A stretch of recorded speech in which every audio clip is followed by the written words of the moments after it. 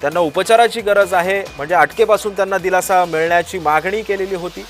या संदर्भामध्ये अधिक माहिती घेऊयात। जे सामाजिक कार्यकर्त्या अंजली दमानिया आपल्या सोबत आहेत। अंजली ताई, आपण बघितलं असेल की कोकाटेंविरोधात अटक वॉरंट आता अखेर जारी झालेला आहे। या लढ्याला अखेर यश आलेलं आहे, आपली प्रतिक्रिया?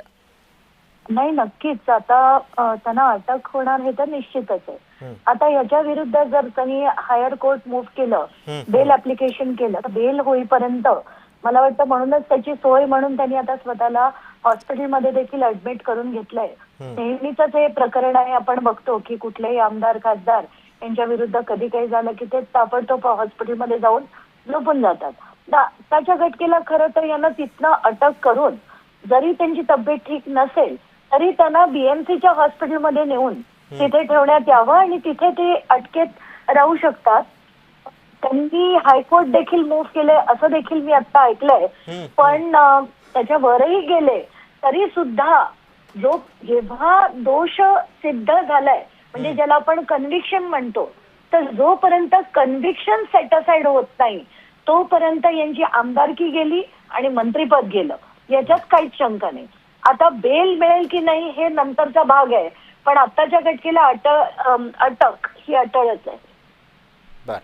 अंजलीताई, पण राष्ट्रवादी मधलेच मंत्री यामध्ये सगळ्या गैरव्यवहारांमध्ये गोवले गेल्याचं आपण बघतोय। म्हणजे नवाब मलिकांचं सुद्धा प्रकरण असेल तेव्हा सुद्धा ते सरकारमध्ये आले आणि त्यांच्यावरचे आरोप कुठेतरी दाबले गेले। मात्र माणिकराव कोकाटेंना सुद्धा अनेकदा अजित पवारांनी वाचवलं, मंत्रीपद कृषी मंत्र्यावरून काढून क्रीडा मंत्री त्यांना देण्यात आलं, तरी सुद्धा या सगळ्या प्रकरणी त्यांचा पाय आणखीनच खोलात गेला।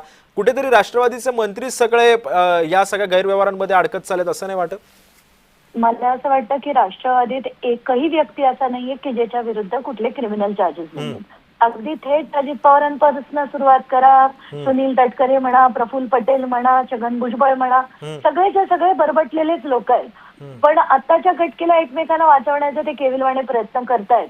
पण दुर्दैव असं आहे की त्यांच्यावरचे आरोप इतके स्ट्रॉंग आहेत की त्यांना ते सिद्ध करणं म्हणजे एकतर वेळ नक्कीच लागतो। यांच्यावरचे आरोप छोटे होते म्हणून ते सिद्ध पटकन झाले।